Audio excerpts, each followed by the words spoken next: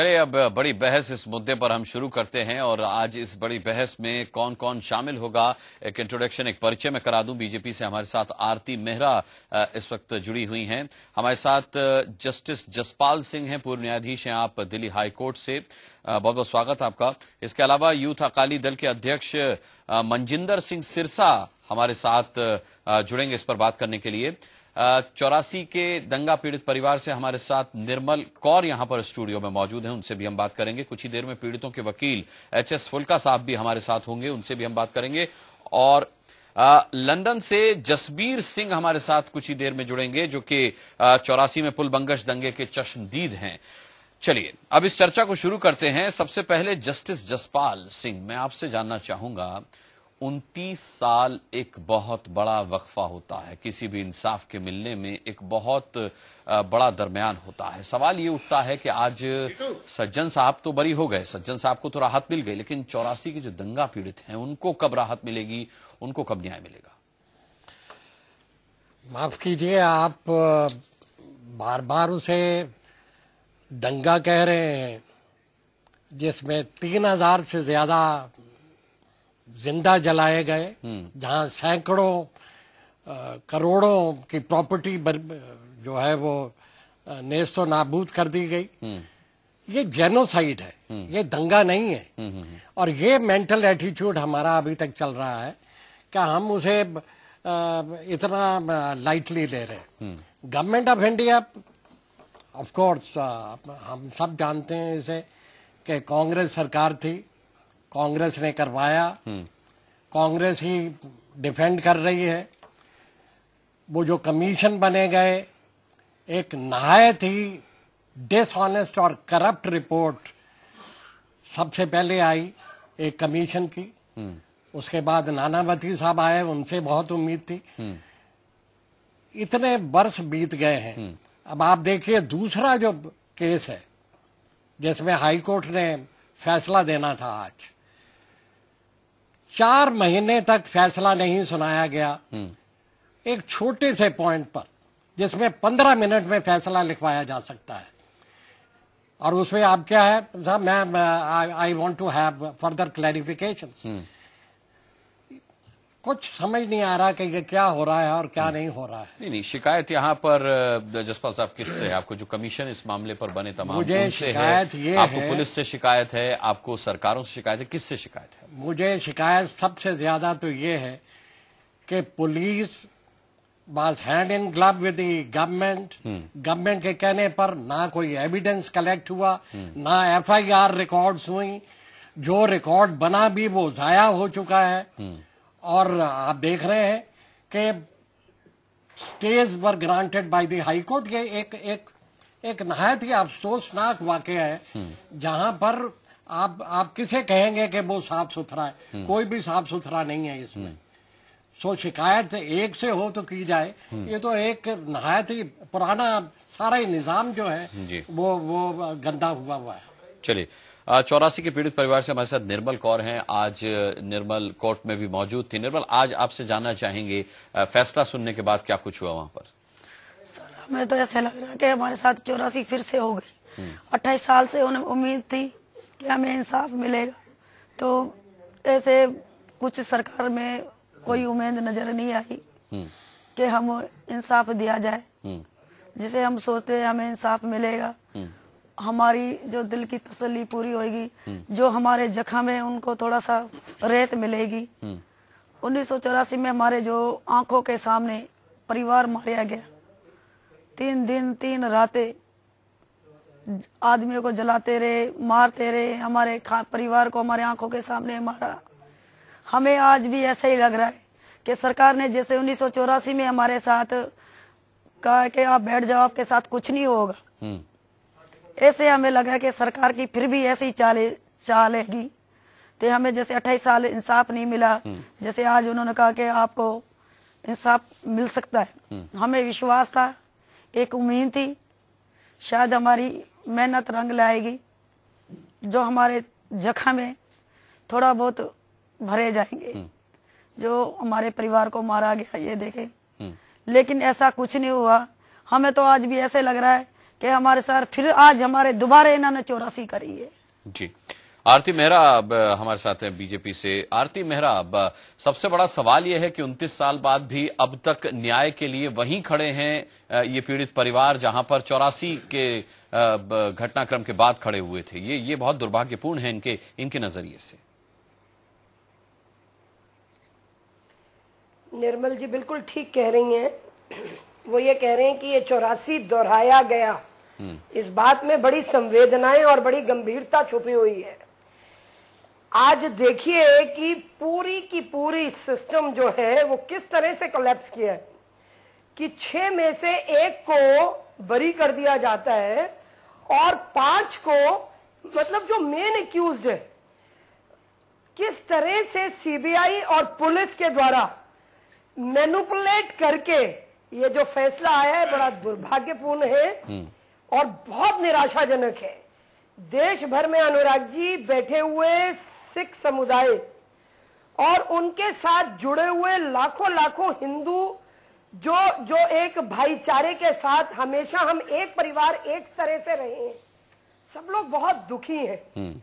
आज देश इंतजार कर रहा था कि आज एक सही फैसला आएगा, लेकिन आज के फैसले ने बहुत निराश किया है और निराश के साथ साथ बहुत प्रश्न चिन्ह खड़े कर दिए न्याय प्रणाली पे भी, और जो किसी भी लोकतांत्रिक व्यवस्था के लिए बड़े सोचने का विषय है। जैसे अभी घटना हुई कि कानून मंत्री पूरी तरह से एक ड्राफ्ट को 30-35% तक चेंज करते हैं अपने हाथ से, उसमें हैंडराइटिंग लिखते हैं, सीबीआई से मंगा के सुप्रीम कोर्ट में जाने इसी मुद्दे पर रहते हैं। चलिए, तो ये देश तो पूरी तरह से मैं इसी पे कह रही हूं, तो ये पूरी तरह से मैनिपुलेशन है। पुलिस को और सीबीआई को दबाव में लेके एक व्यक्ति विशेष के लिए जिस तरह से किया गया है, ये देश के लिए बड़े दुर्भाग्यपूर्ण है। ये हमारी लोकतांत्रिक व्यवस्था के लिए खतरनाक है। हमें इस पे बहुत जागरूक होना पड़ेगा। नहीं, लेकिन केस 2005 से सीबीआई के हाथ में था। मनजिंदर जी, मैं आपसे जानना चाहूंगा कि सीबीआई ने साफ तौर पर इसमें सज्जन कुमार की भूमिका बताई थी और उसने अपनी रिपोर्ट में क्या कुछ कहा है हम सब जानते हैं। आपकी इस पर क्या प्रतिक्रिया है जो आज भी 84 के जो पीड़ित परिवार हैं वो न्याय की आस में खड़े हुए हैं और आज उन्हें बड़ी निराशा हुई है?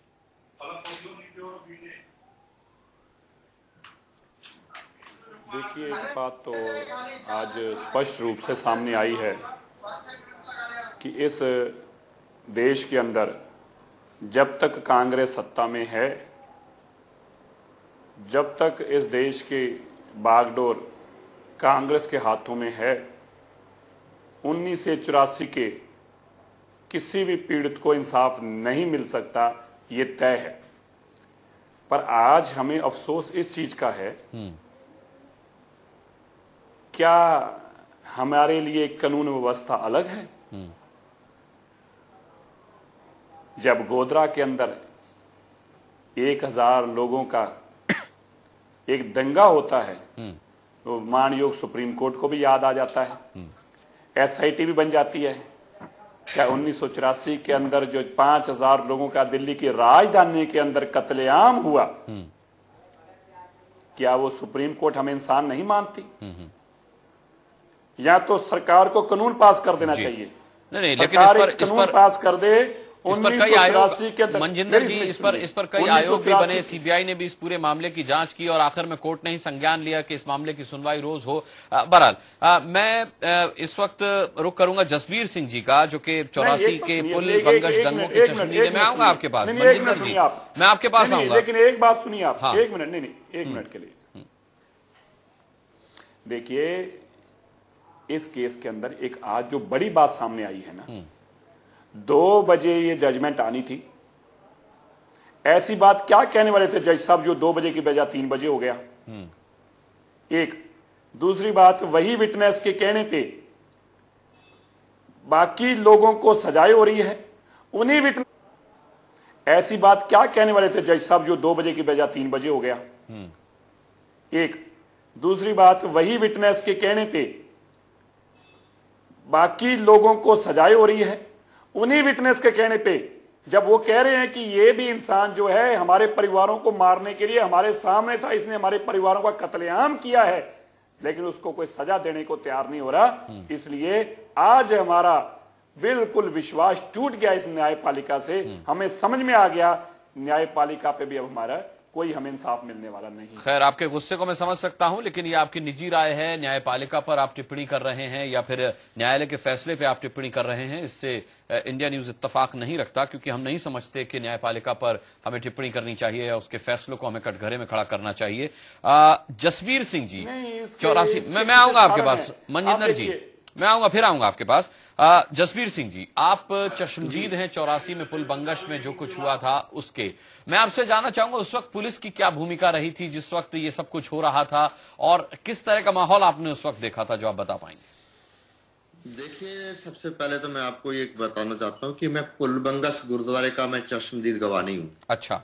मैंने किंजवे कैंप चौक टीबी हॉस्पिटल के ऊपर वहां पर जगदीश टाइटलर को देखा था, और वो कह रहा था कि देखो उत्तरी दिल्ली सज्जन कुमार का इलाका, सिखों के घर मार मुका दिए, कॉलोनियां की कॉलोनियां बर्बाद कर दी हैं। पूर्वी दिल्ली देखो एचके भगत का इलाका, जहां पे सिखों को मार मुका बड़ी तादाद में, लेकिन आप लोगों ने इतनी कम तादाद में मेरे इलाके के अंदर कत्लेआम करके मेरे को कहीं का नहीं छोड़ा। और जबकि मेरा खुला आश्वासन था और आपको इतनी खुली छूट देने के बावजूद भी मेरे इलाके के अंदर इतना कम कत्लेआम क्यों? ये मैं जो पुल बंगश का चश्मदीद नहीं हूं। रही बात आप जो कहते हैं कि अदालत की टिप्पणी की, हमारे लिए सिखों के वहां पर कोई इंसाफ नहीं है, ना कोई अदालत इंसाफ करेगी, क्योंकि इसमें खुद सरकार क्या पुलिस इन्वॉल्व थी। दिल्ली पुलिस के 72 पुलिस ऑफिसर जो कत्लेआम में शामिल थे, आज तक उन ऑफिसरों को क्या हुआ? सरेआम जो पुलिस के ऑफिसर से वो कत्लेआम की अगुवाई कर रहे थे, एसएचओ सूरवीर त्यागी या हरिराम भाटी और बहुत सारे डीआईजी से लेके नीचे कांस्टेबल तक थे, तो उनका क्या हुआ? ये अदालत हमें पता है कि हमें इंसाफ नहीं देगी। एक तरफ कहते हैं विटनेस नहीं है, विटनेस खड़े होते हैं तो इतनी लंबी प्रक्रिया चलाते हैं कि 29 साल। पर मुझे हैरानी इस बात की आती है कि मैं मीडिया के द्वारा आपसे ये जानना चाहता हूं कि कानून बड़ा है या इंसान बड़ा है? अगर कानून बड़ा है तो कानून ने क्यों 29 साल तक क्यों मतलब कोताही बरती? जब विटनेस खड़े हैं तो विटनेस के आधार के ऊपर क्यों नहीं राइट वे इन्होंने एफआईआर लॉन्च की? क्यों कमीशन बनाए गए? अब विटनेस खड़े हैं, आदमियों का कत्ल हुआ है, 3 डे एंड नाइट 72 आवर सरेआम 72 घंटे इन्होंने कत्लेआम किया। और जो आप कहते हैं कि भाई ये दंगा है, मेरे भाई मैं आपसे माफी चाहता हूं और गुजारिश करता हूं कि ये दंगा नहीं है, ये वेल प्लान वेल ऑर्गेनाइज सरकारी कत्लेआम था जो कांग्रेस सरकार ने कराया। तो जो कांग्रेस सरकार के जो इतने मेंबर पार्लियामेंट और ये जितने इन्वॉल्व थे, तो इनको ये कैसे सजा देंगे? ये कल ये नहीं है, अगर इसकी परतें खोलेंगे तो इसके पीछे बहुत बड़े अंदर खड़े हैं, और इसमें राजीव गांधी तक है, सोनिया गांधी तक है। जी अच्छा, ये जो पुलिस हाँ जी जसबीर जी, जो आप पुलिस की भूमिका बता रहे हैं, टाइटलर साहब की भूमिका बता रहे हैं, ये आपने खुद अपनी आंखों से देखा और अपने कानों से सुना, वो आप बता रहे हैं या फिर कहीं और से आपने सुना है? मैंने ये अपनी आंखों से देखा, कानों से सुना है। अच्छा। किंजवे कैंप चौक टीबी हॉस्पिटल के ऊपर 3 तारीख की ना भाई, अरे भाई जब ये पुल बंगश का पहली तारीख है, अगर टाइटलर जी वहां पे नहीं थे तो ये एफआईआर क्यों लॉन्च हुई? और उसके अंदर जो अहम विटनेस था सुरेंद्र सिंह, जिसका सीबीआई वाले अमेरिका के अंदर भी उसका बयान रिकॉर्ड करने आए थे, और उन्होंने आकर के न्यूयॉर्क एम्बेसी के अंदर उनका बयान दर्ज किया और एक इतना अहम विटनेस उसकी इंडिया जाता है, इंडिया जाने के बाद उसकी मौत हो जाती है और 2 घंटे के अंदर उसकी डेथ बॉडी रिलीज करके ना उसके पोस्टमार्टम करते हैं और ना उसके मतलब कोई इन्वेस्टिगेशन करते हैं। पर देखो एक यहाँ प्रश्न चिन्ह ये खड़ा हो रहा है कि जो आप सीबीआई की बात करते हैं, सीबीआई वाले जब सज्जन कुमार के ऊपर मुकदमा दर्ज हुआ था अनवर कौर का, और सीबीआई के ऑफिसर पूरी टीम के साथ मादीपुर इसको अरेस्ट करने जाते हैं जी, और सीबीआई के ऑफिसरों को घर में बंदी बनाकर उनकी जिप्सी जला दी जाती है और सीबीआई के ऑफिसर बड़ी मुश्किल से जान बचाते हैं, तो वो इन्वेस्टिगेशन क्यों कहाँ है? उसके ऊपर दोबारा क्यों नहीं मुकदमा दर्ज हुआ, क्यों नहीं अरेस्ट हुआ दोबारा? जब इतने बड़े ऑफिसरों को वो सरेआम बंदी बना करके उनकी जिप्सी को आग लगवा देता है, तो मादीपुर की आप मीडिया वाले ज्यादा समझिए, आपके पास सारी क्लिपें भी होंगी, तो कानून हमें ये एहसास कराया जाता है कि जैसे 84 कत्लेआम जो आपका वो हमें वो हमारे जख्मों पे बार बार ये नमक छिड़क करके और हमें एहसास कराते हैं कि हम सिखों को 2 नंबर का शहरी मानते हैं। सिखों के लिए कानून व्यवस्था वो दूसरी है और एक आम आदमी या एक जो मिनिस्टर है या जो बड़े हाई लेवल का आदमी है उसके लिए कानून नाम की कोई व्यवस्था की कोई चीज है ही नहीं। नहीं, फिर भी जसबीर सिंह जी मैं ये कहूंगा कि कानून पर विश्वास रखिए और कानून से ही न्याय की आप उम्मीद भी कर सकते हैं। देखो मैं आपसे गुजारिश कर रहा हूँ कि हमारा कानून पे विश्वास था, कानून पे विश्वास है, तभी हम 29 साल से लगातार मतलब कौन सी ऐसी जगह जहां नहीं गए, सुप्रीम कोर्ट से लेकर के और देश के प्रधानमंत्री, राष्ट्रपति। देखो बड़ा दुख होता है कि देश की राजधानी दिल्ली हो और दिल्ली के अंदर राष्ट्रपति भी दिल्ली में प्रधानमंत्री भी दिल्ली में बैठता हो और सुप्रीम कोर्ट के चीफ जज भी दिल्ली में बैठते हो और दुनिया भर के एम्बेसी यहाँ के एम्बेसडर भी दिल्ली में रहते हो और उस देश की राजधानी दिल्ली के अंदर 72 आवर डे एंड नाइट, मतलब ये आम आदमी को क्या मारने की जरूरत है? अब क्यों नहीं मारते किसी को? ये जब एक कत्ल नहीं है, कम से कम पूरे देश में जहां जहां कांग्रेस सरकार का राज था 30 से 35 हजार सिख जिंदे जलाए गए, 6 दिन के बच्चा तक नहीं बख्शा गया।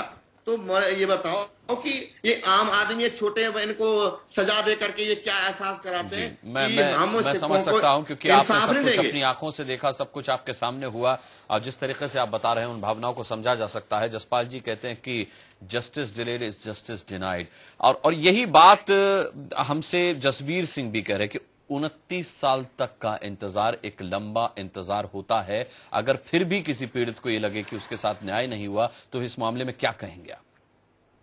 बता दो, चैनल पे हूं। जसपाल जी चैनल पे देखिए जी, बात यह है कि मिसफॉर्च्यून तो स्टार्ट हुई उन्हीं दिनों में जब police was totally in hand and glove with the government. Rather the government was asking them obviously कि चुप बैठे रहो आराम से, रादर अगर एक कोई माचिस जलाता है तो तुम और आग लगाओ।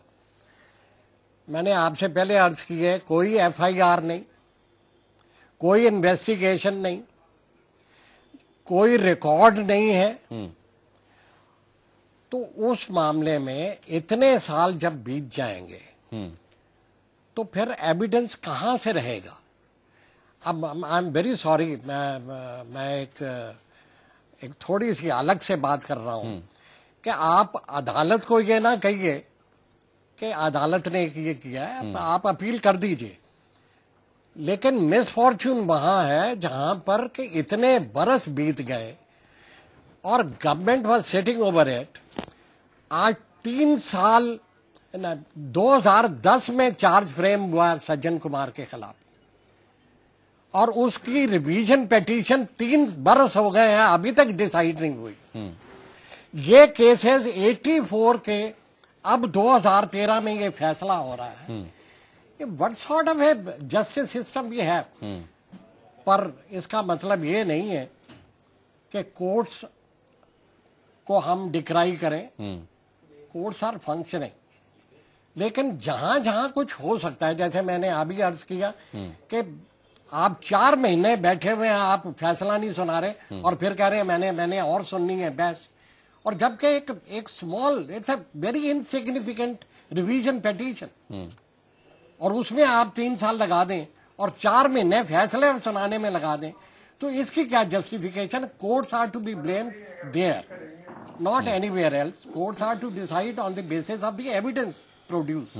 अब कुछ ना कुछ, आई डोंट नो, मेरे पास एविडेंस नहीं है, मैंने जजमेंट भी नहीं पढ़ी है, कुछ ना कुछ है, और अगर ऐसी है तो appeal can always be. Jaspal ji, इसमें आप दिल्ली पुलिस की भूमिका पर क्या कहेंगे? क्योंकि 1984 1 तारीख से 1 नवंबर से लेकर 5 नवंबर तक पुलिस के रिकॉर्ड्स में कहीं इस तरह की किसी घटना का जिक्र नहीं है, न कत्लेआम का, न दंगे का, कोई जिक्र नहीं। देखिए, I was my self a victim of all this. मैं दिल्ली में था, मैंने रजिस्ट्रार को, जो दिल्ली हाई कोर्ट के थे, उसे टेलीफोन किया कि मुझे कुछ सिक्योरिटी प्रोवाइड करो। चीफ जस्टिस को मिलने की टेलीफोन करने की कोशिश की, he was not available. Ultimately मैंने फिर पुलिस स्टेशन में कांटेक्ट किया कि भाई यहाँ सारी गली में आग लगी हुई है और मैं यहाँ अकेला फंसा हुआ हूँ, कुछ करो।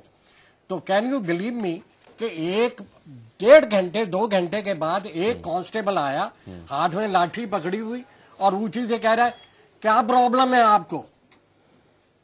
जी, दिल्ली जल रही है, लोग मर रहे हैं, और आप 1-2 घंटे के बाद आप आ रहे हैं और कह रहे हैं क्या प्रॉब्लम है तुम्हें? प्रॉब्लम दिखाई नहीं दे रही? हमें इस पर अफसोस है। और वो जो कमीशन बैठे हैं रंगानाथ मिश्रा साहब की, मैंने आगे भी कहा और मैं फिर रिपीट करता हूं, it was a totally corrupt and unjustified, totally manipulated commission report. तो हम क्या करें? उसमें बड़ी प्रॉब्लम ये हो गई, हम कोर्ट्स को, अब आज वो खबर आई है कि किसी ने शायद जूता मारा है, I decry it, this is not proper. हम ऐसे करने लगे, इतनी बड़ी इंस्टीट्यूशन, अच्छी इंस्टीट्यूशन को ऐसे तबाह करने की जरूरत नहीं है। यहाँ कुछ आप ही के चैनल पर कुछ लोगों ने, वो कुछ पॉलिटिकल लीडर्स ने बयान दिए हैं, पॉलिटिक्स को अलग रखिए, पॉलिटिक्स मत लाइए, अपने आप को कम्युनिटी के सामने प्रोजेक्ट करने की कोशिश मत कीजिए, जो असली प्रॉब्लम है उसे सॉल्व करने की कोशिश करो। ठीक है। निर्मल, मैं आपसे जानना चाहूंगा 1984 एक बार हमें बताएं कि उस रोज क्या हुआ था, और मैं आपसे ये भी जानना चाहूंगा कि जाहिर सी बात है आप लोगों ने भी दिल्ली पुलिस से मदद की गुहार की होगी, क्या कुछ मदद आपको मिली या नहीं मिली? मैं वो मंजर जानना चाहूंगा। 1 तारीख को जब इंदिरा गांधी मरी थी, 30 तारीख को, तो ये 1 तारीख को 9 बजे की बात है, गुरुद्वारे को जला रहे थे हमारे तिलोकपुरी 32 ब्लॉक में। तो उन्होंने जैसे जला रहे थे तो हमारे सारे सरदार इकट्ठे हो गए थे। तो एक इधर मस्जिद थी, इधर गुरुद्वारे थे, हिंदू लोग उधर थे और अपने सरदार इधर थे। जैसे मारे वो आके थे गुरुद्वारा जलाएंगे, वो कहते नहीं जलाएंगे। उसके बाद इनकी आपस में बहस हुई, तो लाठी चार्ज हुआ, पत्थराचार्ज हुआ, 3 घंटे तक लड़ाई होती रही। 3 घंटे के बाद 1 तारीख को, उसके बाद पुलिस आ गई। पुलिस वालों ने बोला ऐसे करो, आप अपने घर चले जाओ। जैसे वो अपने घर चले गए, सरदार मेरे पापा जी, मेरे चाचा भी घर में बैठे ही थे। जिससे से पुलिस वाले ने इशारा करा, हम छत पे थे, पीछे से इशारा कर दिया कि सरदार अंदर चले गए, आप अंदर जाके मारो। फिर जैसे अंदर 50 इधर से आ रहे, 200 बंदे इधर से आ रहे, 400 उधर से आ रहे, कहते मारो, बस एकदम इकट्ठा हो गया, भीड़ हो गया, मारो सरदारों को मारो। जैसे दरवाजे के आके मेरे पापा को लात मारी हमारे दरवाजे के ऊपर, तो मेरे पापा मेरे चाचा बाहर निकले, मेरे चाचा तो भाग गया, उधर जाके गली में उसको मारा। मेरे पापा को लाठी के साथ मारा, लाठियों से कूटा। फिर बालों में जब गिर गया नीचे, बालों में आग लगाया, बालों में आग लगाते पेट्रोल छिड़क के वहां पे उसको, मेरे पापा को जला दिया। हम रोते रहे, तड़पते रहे, हमारे पापा को मत मारो मत मारो, लेकिन हमारे किसी ने नहीं सुनी। फिर आगे चाचा जी गए, चाचा जी को लाठी से कूटा, उसी के ऊपर भी पेट्रोल छिड़का, उसको भी मारा मेरे चाचा को। ऐसे हमारे कई सरदारों को, ऐसे बहुत सारे लोगों ने मारा, लेकिन हमारी बात किसी ने नहीं सुनी। पुलिस वालों को बोला भी बचाओ बचाओ, पुलिस वाले कहते सरदारों का एक बच्चा भी नहीं रहना चाहिए, सबको मारो। लोग कहते हमें। फिर 3 तारीख तक लड़ाई होती रही, 2 तारीख को भी सारे सरदार खत्म कर दिए, बचाओ बचाओ। पुलिस वाले कहते सरदारों का एक बच्चा भी नहीं रहना चाहिए, सबको मारो। लोग कहते हमें। फिर 3 तारीख तक लड़ाई होती रही, 2 तारीख को भी सारे सरदार खत्म कर दिए, लाइटें बंद कर दी और बत्ती बंद कर, वो पानी हाथा निकाल दिया भरमे का, पीने का पानी नहीं था। फिर मामा जी का लड़का था 6 महीने का, 5 महीने का, उसको प्यास लग रही थी, उसने अपने बच्चे को पेशाब करके पिलाया। तो लोग कहते जैसे अभी फिर 3 तारीख को जब सारे सरदार खत्म हो गए, सारे मार दिए, फिर 3 तारीख को सवेरे पुलिस आई, मिलिट्री आई थी, पुलिस भी नहीं आई, मिलिट्री आई थी। फिर उनको लेके अपने इकट्ठा करके लाशों को जमुना में डाला है। जितने भी सरदार थे ऐसे साड़ा जैसे सुअर साड़ते, पूरी गली 4,500 सिख, 3,500 सिख थे हमारे गलियों में। 3 गलियां थी बड़ी लंबी चौड़ी, बहुत लोग थे हमारे सरदार। एक घर के 7-7, 5-5 मेंबर थे, जवान लड़के थे हमारे उधर गलियों में। सबको मार दिया। फिर मार के जब साड़ भी दिया, फिर मिलिट्री आई 3 तारीख को सवेरे 10 बजे आके सबको इकट्ठा किया। इकट्ठा करके फर्स्ट बाजार थाने में लाई और जो लाशें जली हुई थी उनको इकट्ठा करके हमने संस्कार ही नहीं किया, उसको ऐसे ही जलाया। पता नहीं कैसे हमारे परिवार को, हम उसके ऊपर खपड़ भी नहीं डाला अपने परिवार को। जी। उसको इकट्ठा करके फिर अपने जमुना में डाला है, उसको मार। फिर हमारे सारे इकट्ठा होके फर्श बाजार थाने में ले, हम 3 महीने तक फर्श बाजार थाने में रहे। घर से बाहर निकाल दिया, घर तन पे कपड़ा नहीं था, खाने को कुछ भी नहीं था किसी के पास। जो 3 कपड़े में हमारे घर पर लूट गए, घर पे कुछ भी नहीं था, निकाल दिया हमें, फिर फर्श थाने ले गए। तो वहाँ 3 महीने रखे हमारे को। 3 महीने रखने के बाद फिर ये मकान तिलक विहार वाले अलाट हुए जी। और उसके बाद केस चलता रहा। लोग कहते हैं आप दंगा है। दंगा किसको कहते हैं? दंगा तो तब माना जाता है जब आमने सामने लड़ाई होती है। ये तो सरकार ने खुद कत्लेआम करवाया है ना। ठीक है निर्मल कौर, मैं हम चाहेंगे कि आप का दुख हम समझ सकते हैं और आपके दर्द को भी अच्छी तरह से महसूस किया जा सकता है आपके हमें आंसुओं तो ऐसे ही लग रहा है कि आज फिर हमारे साथ 84 फिर करवा दी इन्होंने। जी। और एक विश्वास था जी। और ये भी बता दें आपको निर्मल कि अपने इस खास कार्यक्रम में हमने कई बार कांग्रेस के नेताओं को शामिल करने के लिए उनसे संपर्क किया। हमने चाहा कि वो स्टूडियो में आए या फिर जिस तरह से आरती जी हमारे साथ जुड़ी हुई हैं उस तरह से वो जुड़ करके इस मसले पर हमारे साथ राय शुमारी करें, लेकिन कांग्रेस की तरफ से कोई भी नेता इसके लिए तैयार नहीं हुआ, इस कार्यक्रम में आने के लिए तैयार नहीं हुआ। सर पर एक बात और भी है हमारी जी, जो हमें सुनने में आया था कुछ दिन पहले, सज्जन कुमार 8 करोड़ रुपए किसी विटनेस को देने के लिए आया था। कहते आप हमारे पे ये गवाही छोड़ दो कि आप जो पैसे मांगोगे हम नहीं दे। तो वो जो इसके पर विटनेस है उन्होंने कहा अभी मैं ये नहीं कर सकता। तो जब इतने टाइम से वो उन्होंने मना कर दिया, कहते मेरे जो 4 गवाह और है उनके आप में फांसी चढ़ा दो, कोई नहीं। कहते मैं खुद ये करना चाहता हूँ। लेकिन ये बात मैंने सुनी थी, लेकिन आज जैसे उन्होंने ये करवाया ना उसकी वजह से लगा। आज 2 बजे की तरीके जब 3 बंदों 4 को सजा हो रही है तो इसको क्यों दिया? मेरे को ऐसा लगता है कि 8 करोड़ रुपए आज भी जज को दिएगी नहीं। खैर इस तरह की टिप्पणियों से आप बचिए, आप गुस्से में हैं, मैं समझ सकता हूं इस सब चीजों को, लेकिन ये एक जांच प्रक्रिया है हमारे देश में, कानून है हमारे देश में, सब कुछ उसी के मुताबिक चलता है, ये हम जानते हैं। मैं आरती मेहरा आपसे जानना चाहूंगा कि हम यहाँ पर दुख और तकलीफें देख रहे हैं। आज भी 84 में के जो जख्म हैं वो वैसे ही हरे हैं जैसे कि थे, लेकिन सबसे बड़ा दुर्भाग्य ये है कि ये लोग जिससे जवाब चाहते हैं वो जवाब देने को तैयार नहीं होते, वो इनका सामना करने को तैयार नहीं होते, वो सीधे तौर पर इनसे नजरें मिलाने को तैयार नहीं होते, जो जवाब दे सकते, जो इनके आंसू पहुंच सकते हैं। सबसे पहले अनुराग जी, मैं इनके दुख में शामिल होते हुए मैं निर्मल जी की तरफ से माफी मांगना चाहूंगी, क्योंकि उन्होंने शायद अपने दुख में और नासमझी में कि 8 करोड़ रुपए न्यायालय में दिए गए हैं, मैं उसकी माफी मांगती हूँ, बिकॉज वो दुख में भी हैं और शायद समझ में भी कुछ होगा कि लेकिन देश में जिस तरह के हालात हैं, इसमें एक चीज दिखाई देती है कि इकबाल कहाँ है, where is the confidence in the government, कहाँ पे है कोई क्रेडिबिलिटी सरकार की, कहाँ पे लोगों को ये है कि सरकारें हमारी हैं। सरकार तो सिर्फ सत्ता पक्ष की है, सत्ता पक्ष अपने हिसाब से उसको तरोड़ रहा है, मरोड़ रहा है। अब ऐसे में जो लोग हैं वो इतने बेचारगी की हालत में आ जाते हैं, वो खुद देख रहे हैं 29 साल तक।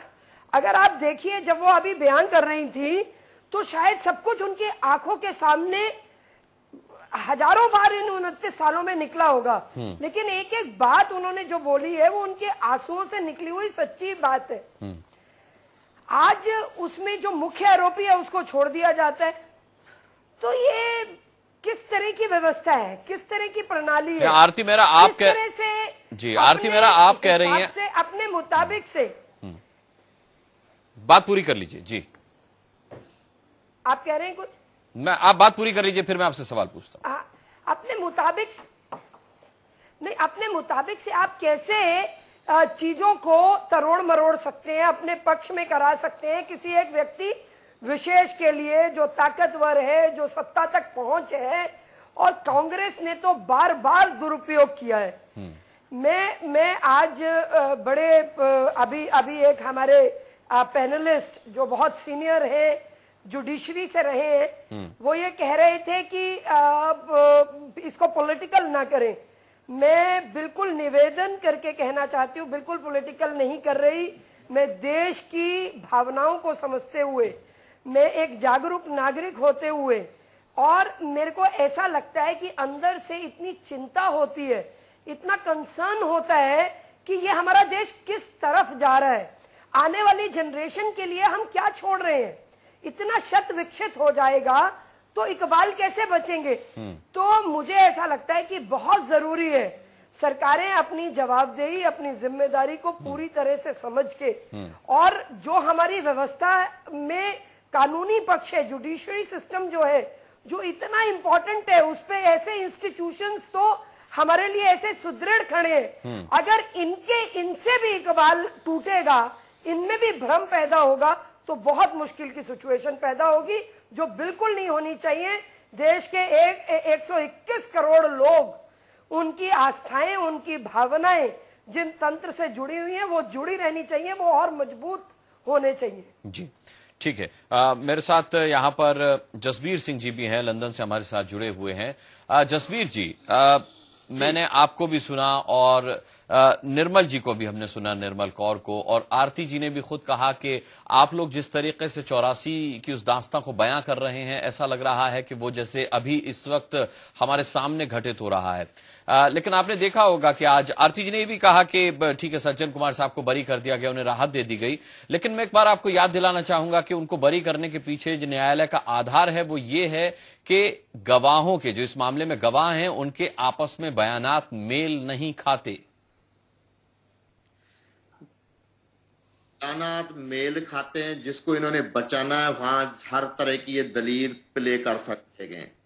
अगर इसकी सच्चाई गहराई नहीं जाते कि भाई वो कौन सी ऐसी ताकत जिसके कहने के ऊपर जो सिख पुलिस ऑफिसर थे उनको बैरकों में क्यों बिठाया, कौन सी ऐसी ताकत है जिसके कहने के ऊपर वो जो सफेद केमिकल जो पाउडर था, जो आदमी के ऊपर जैसे मुट्ठी भर के छिड़कते थे और आग लग जाती थी, माचिस की तीली जलाने की जरूरत नहीं पड़ती थी, तो वो कहां से, किसके कहने के ऊपर सप्लाई आ, कौन सी ऐसी वो ताकत थी जिसके कहने के ऊपर मिट्टी का तेल इतनी बड़ी तादाद के अंदर सप्लाई किया गया।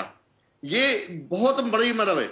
हमें पता है कि जुडिशियली वहां पर जो है, जैसे सोडी साहब भी कह रहे थे, मैं इनसे भी सहमत हूं, पर हमें वहां इंसाफ नहीं मिलेगा, और इस कत्लेआम को मैं इंटरनेशनल कोर्ट ऑफ जस्टिस के अंदर लेके जाऊंगा, और जरूरत पड़ी मैं इसकी तैयारी कर रहा हूं कि एक कत्ल नहीं है, 35,000 लोग जिंदे जलाए जाते हैं 72 घंटे के अंदर। 1 मिनट में एक कत्ल है। आप इसको देखो कि वर्ल्ड के अंदर इतनी बड़ी लार्ज स्केल के ऊपर कहीं कत्लेआम नहीं हुआ है जितना बड़ा ये कत्लेआम एक जो डेमोक्रेसी कहने वाली कंट्री हमारी इंडिया, भारत, जो कहते हैं कि यहाँ डेमोक्रेसी है।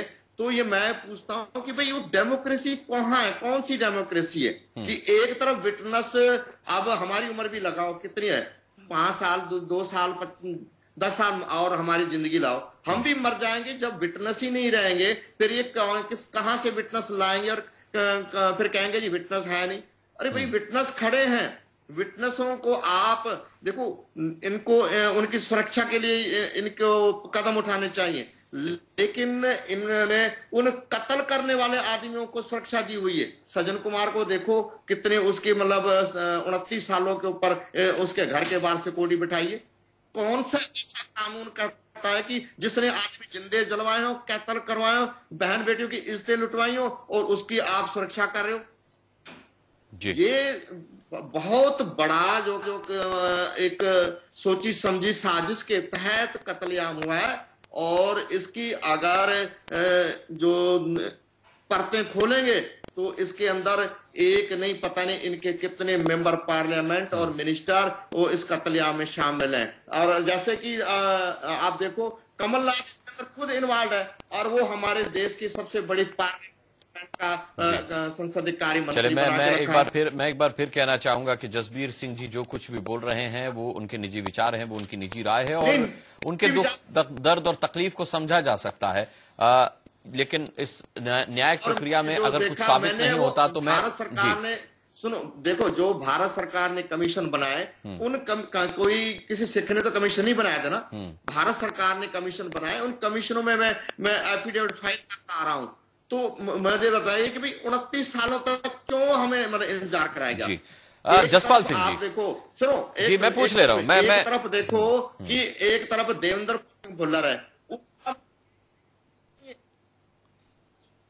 जी, एक आदमी ने भी नहीं कहा कि भाई ये फांसी दी जाती है, लेकिन जो एक मतलब आदमी विटनेस खड़े होकर जिंदे जलाने वाले आदमी को देखता है। जसबीर जी मैं आपको रोकना चाहूंगा, मैं आऊंगा आपके पास लौट करके। जस्टिस जसपाल सिंह जी, सबसे बड़ी बात यह है कि कानून का हम सब सम्मान करते हैं, न्यायालय के फैसले का हम सम्मान करते हैं, उस पर हम कतई सवाल नहीं उठा रहे, लेकिन सबसे बड़ा सवाल एक लंबी और सुस्त कानूनी प्रक्रिया पर है, जो न्याय मिलने में जो देर होती है। और अभी तो पीड़ितों का कहना है कि उनको न्याय मिलने की शुरुआत भी नहीं, 29 साल तक का एक लंबा वक्त, एक पूरी जनरेशन चेंज हो जाती है। सर ये who is responsible for this delay? ये तो नहीं है कि जो दंगा पीड़ित आप कह रहे हैं या मैं जो कह रहा हूं कि जेनोसाइड के जो सफरर्स हैं उन्होंने शोर नहीं मचाया। हाँ। क्या वो सड़कों पर नहीं आया? क्या वो एवरीबॉडी न्यू इट कि ये हो रहा है? और हमारा एक प्राइम मिनिस्टर उठ के कहता है कि एक बड़ा दरख्त जब गिरता है तो धरती हिलती है। इतना इलिटरेट और अनसाइंटिफिक स्टेटमेंट जो है वो दे के उसे जस्टिफाई किया जाता है। क्या उन लोगों को ये नहीं पता था कि दिल्ली की सड़कों में क्या हो रहा है? This is the job of the government, this is the job of the law maintaining machinery. अगर वही मिल गए हैं तो एक बेचारा एक सिटीजन क्या करेगा? हाँ, कोशिश ये होती है कि चलो उन्होंने नहीं किया, अदालत में चलते हैं। अब अगर अदालत में भी स्टेज दिए जा रहे, ये कब स्टे हुआ? I know, I vacated the stay. और कैसे स्टे हुआ आई नो। अब यही देख लीजिए आप, मैं फिर आपसे अर्ज कर रहा हूं कि 2010 में चार्ज फ्रेम हो रहा है और 2013 तक अभी तक उसमें फैसला नहीं आ रहा। तो क्या वो ये these poor persons are responsible for it? No, our system has totally eroded. मैं आपसे अर्ज करता हूं कि फैज अहमद फैज ने एक दफा कहा था कि बने हैं अहले हवस मुद्दई भी मुनसिफ भी, किसे वकील करें, किससे मुंसफी चाहें। आज यही हालत हो रही है। जी, चलिए, मैं आपके पास आऊंगा। एचएस फुल्का साहब भी हमारे साथ अब जुड़ गए हैं, जो कि पीड़ितों के वकील हैं। फुल्का साहब, सबसे पहले मैं आपसे जानना चाहूंगा आज कोर्ट में क्या कुछ रहा, कोर्ट ने क्या कहा, और उसके बाद मैं आपसे अगला सवाल करूंगा। आज कोर्ट की जजमेंट के ऊपर हमें बहुत ही हैरानी हुई। कोर्ट ने 5 मुलजिमों को तो दोषी पाया, उनसे 3 को कत्ल के लिए, 2 को राइटिंग के लिए और प्रॉपर्टी को डिस्ट्रक्शन के लिए, और वही गवाह जिनको सच मान के ये 5 मुलजिमों को दोषी पाया, वही गवाह के लिए, और वही गवाह जिनको सच मान के ये 5 मुलजिमों को दोषी पाया, वही गवाह ने 6वें मुलजिम के खिलाफ भी गवाही दी, सज्जन कुमार के खिलाफ, मगर सज्जन कुमार को छोड़ दिया। बल्कि ये बड़ी अजीब सी बात है, और हमें बड़ी हैरानी हुई इस बात पे कि अगर ये गवाह सच बोल रहे हैं तो 6वें मुलजिम का छोड़ने का क्या मतलब। पहली बात। दूसरी बात मैं आपको बताऊं, इस केस में 6 पुलिस अफसर दिल्ली के उन्होंने आके सज्जन कुमार के हक में गवाही दी है, और उन्होंने कहा है कि सज्जन कुमार तो उस दिन पहली और दूसरी नवंबर को इलाके में ही नहीं आया। और दूसरी बात, जब हम इन्वेस्टिगेशन कर रहे थे सज्जन कुमार का तो नाम ही नहीं आया, मगर सीबीआई की इन्वेस्टिगेशन ये कह रही थी, और सीबीआई ने कोर्ट के आगे ये आर्गू किया कि ये जो कत्ल हुए हैं दिल्ली पुलिस की मिलीभगत से हुए हैं। ये तो हुआ कि एक मुलजिम आके दूसरे मुलजिम के हक में गवाही दे रहा है। और दूसरी बात, सीबीआई ने यह भी कहा कि हमारी इन्वेस्टिगेशन ये शो कर रही है कि दिल्ली पुलिस ने इसमें रिकॉर्ड को फोर्ज किया। जो सज्जन कुमार के खिलाफ पहले तो बयान लिखे ही नहीं, जो कोई रिकॉर्ड उसके बयान खिलाफ थे वो रिकॉर्ड से रिमूव किए, और जो उसके हक के थे वो रिकॉर्ड में डाले। सबसे पहली कंप्लेंट जो जगदीश कौर की 3 नवंबर की, वो कंप्लेंट दिल्ली पुलिस के रिकॉर्ड में थी। नानावती कमीशन में दिल्ली पुलिस के वकील ने उसी कंप्लेंट के बिना पे जगदीश कौर से सवाल पूछे, मगर जब ये रिकॉर्ड सीबीआई को ट्रांसफर करा तो वो बीच में से वो गायब कर दी गई।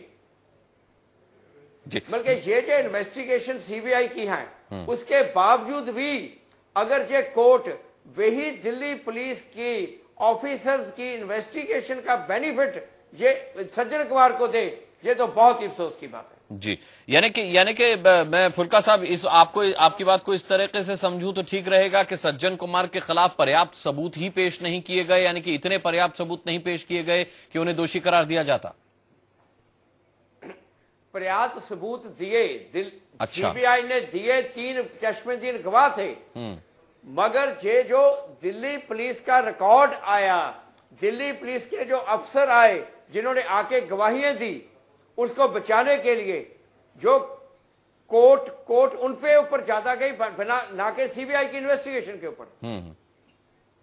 जी, एचएस फुल्का साहब, अब आप लोगों को आपका अगला कदम क्या होगा? देखिए, मैं तो ये कहूंगा कि इसमें अपील फाइल की जाए, और सीबीआई को भी हम कहेंगे कि अपील फाइल करो, और मैं पीड़ितों को भी कहूंगा कि पीड़ित अपील फाइल करो, और हाई कोर्ट को बोलो कि डे टू डे हियरिंग करके 3 महीने के अंदर अंदर फैसला सुनाए।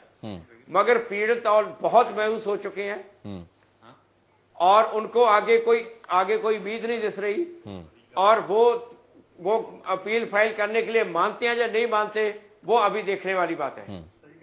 जी, आरती मेहरा जी, ये प्रक्रिया इतनी लंबी हुई, 29 साल इस प्रक्रिया में लगे, और आज भी 84 के जो पीड़ित हैं वो इस मोड़ पर खड़े हुए हैं कि उन्हें लगता है कि वो यहीं से चले थे और वापस यहीं आ गए।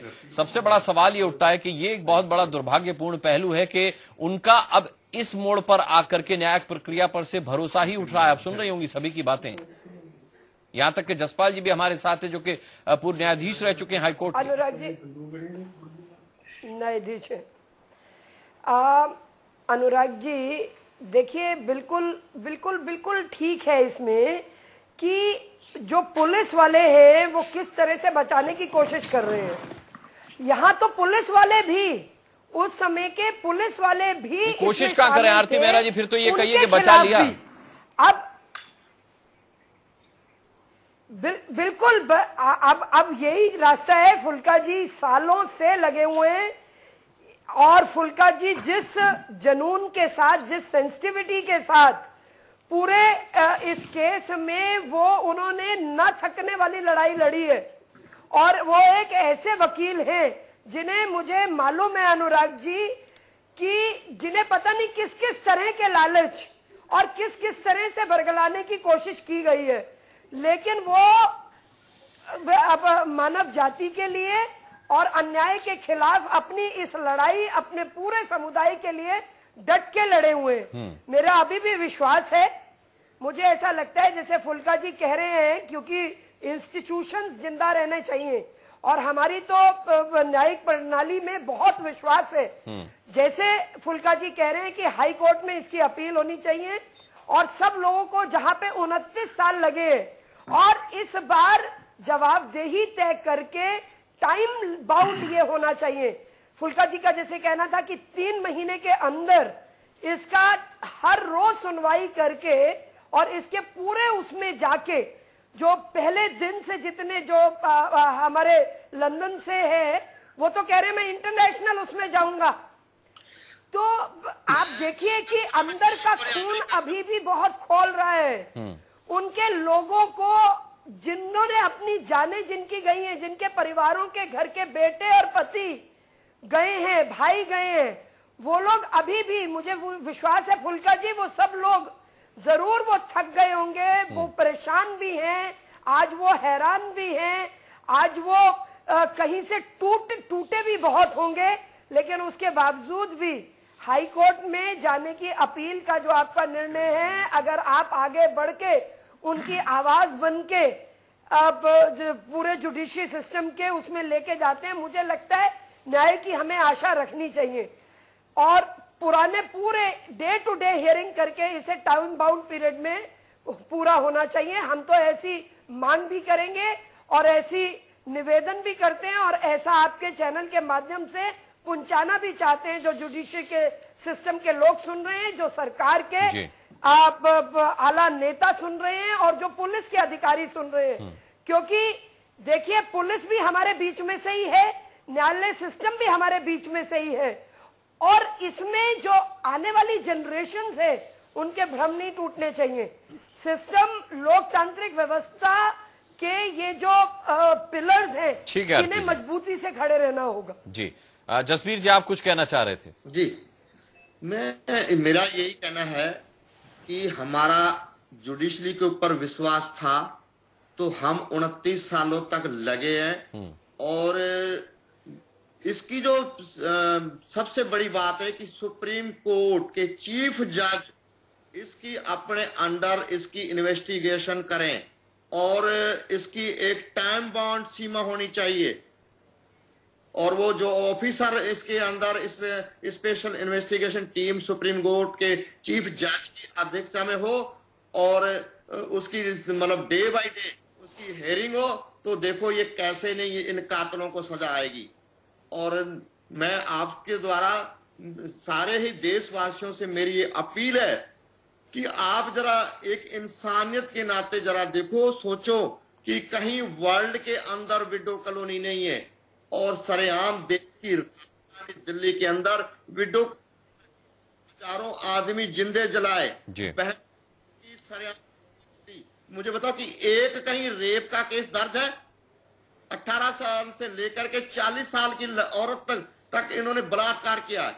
मानुषी किताब अगर आप पढ़ेंगे तो आप देखेंगे कि उस वक्त जो 35-40 साल की औरतें थी उनके साथ मतलब इज्जतों के हुआ है। कहीं भी एक केस रेप का बताएं तो को सरेआम सरकार बचा रही है और जो इन्वेस्टिगेशन टीम है जी ठीक है जसबीर जी काम कर रही है और जुडिशरी जो है ठीक है। आपकी आवाज कट रही है जसबीर जी। मैं निर्मल कौर आपसे जानना चाहूंगा कि अब क्या होना चाहिए आपके मुताबिक? आपको न्याय की राह में आप एक ऐसे मोड़ पर खड़ी हैं जहां से आप न्याय पर से पूरी तरह भरोसा नहीं उठा सकती, जैसे कि जसबीर जी ने कहा कि उन्हें आज भी न्यायपालिका में पूरा विश्वास है और उन्हें उम्मीद है कि उन्हें न्याय मिलेगा। अभी तो 18 गवाह थे ये एक जगदीश कौर गवाह तो है नहीं, और भी गवाह है। हमें आज भी उम्मीद है कि सरकार से हमें इंसाफ मिलेगा कि और भी हाई कोर्ट जाएंगे, सुप्रीम कोर्ट जाएंगे, उनका दरवाजा खटखटाएंगे। अगर ये 30 साल हुए तो क्या हुआ, आगे चाहे 100 साल हुए, जब तक हमें इंसाफ नहीं मिलेगा हम सरकार का दरवाजा खटखटा दे रहे हैं। अभी हम हिम्मत नहीं आ रही। अगर हम भी मर जाएंगे, बुजुर्ग हो जाएंगे ना, तो ये 1984 की लड़ाई हमारे बच्चे लड़ते रहेंगे, लेकिन इस लड़ाई को ये दूसरी पीढ़ी चल गई है, तीसरी पीढ़ी क्या पता 7 पीढ़ी तक चलेगी। मैं आज भी दावे के साथ कह रही हूँ 84 भूली नहीं जाएगी, जो सरकार ने कत्लेआम करवाया है। ये आज भी लड़ाई जारी है और रहेगी, इसको कोई नहीं, जब तक हमें इंसाफ नहीं मिलेगा ये लड़ाई जारी रहेगी। मैं तो उम्मीद ये करूंगा कि आप ही न्याय आप ही के साथ हो और ऐसा ना हो कि आपकी पीढ़ियों को भी आगे ये लड़ाई लड़ती रहनी पड़े। जसपाल जी, क्या अब आपके हिसाब से रास्ता होना चाहिए? आप पूर्व न्यायाधीश भी रहे हैं, जाहिर सी बात है पूरी तरह से न्यायपालिका में आपका विश्वास है, भरोसा है। कैसे और कब तक मिलेगा न्याय? क्योंकि एक लंबी लड़ाई अभी भी बाकी है, जहां से शुरू हुई थी अब भी पीड़ितों की लड़ाई वहीं पर है। देखिए, एक तो ये है कि अपील तो होनी ही चाहिए। मुश्किल ये है कि अपील अगेंस्ट एक्विटल जो है वो ज्यादा कामयाब नहीं होती। सो जो बड़े अच्छे वकील पेश होने चाहिए, और ये कहना कि साहब थोड़ी सी ये कॉन्ट्रडिक्शंस हैं, ये वो है, तो कोर्ट हमेशा ये देखती है कि 29 बरस हो गए हैं, इस पीरियड में माइनर कॉन्ट्रडिक्शंस बड़ा लाजिम है, बल्कि ये शो करता है कि the witnesses are very natural. So ऐसी कोई बात नहीं है। अगर देर आर 3 विटनेसेस जो आई विटनेसेस हैं, तो उन्हें क्यों डिसबिलीव किया गया है, ये अपील में ऑफ कोर्स ये देखा जाएगा। लेकिन ये जरूर मैं कहूंगा कि appeal against acquittal is a tough job. जी, so lawyers will have to be very very careful about it. जी, चलिए उम्मीद करते हैं कि आप सभी को न्याय बहुत जल्द मिले। और अब जबकि एक शुरुआत हुई है इस चीज की कि एक आवाज बुलंद हुई है, तो फिर एक न्याय की राह उसकी डगर भी मजबूत हो। लेकिन आप लोगों के सवाल जिनसे पूछे जाने चाहिए थे, आप लोगों को जवाब देकर के थोड़ी सी राहत अगर कोई दे सकता था। कांग्रेस से हमने बार बार कोशिश की कि इस कार्यक्रम में कोई आए और इस विषय पर बोले, आप लोगों के जो सवाल हैं सीधे उसका जवाब वहीं से आए। लेकिन बड़े अफसोस की बात है, बहुत बड़ा दुर्भाग्य है कि कांग्रेस से कोई भी इस विषय पर यहां आकर बोलने के लिए तैयार नहीं हुआ। एक बार फिर इस उम्मीद के साथ कि आप सभी को जल्द से जल्द न्याय मिले, सभी का हम बहुत बहुत धन्यवाद करना चाहेंगे इस बड़ी बहस में शामिल होने के लिए। और इसी के साथ यहां रुकेंगे एक छोटे से ब्रेक के लिए, बहुत जल्द वापस लौटेंगे।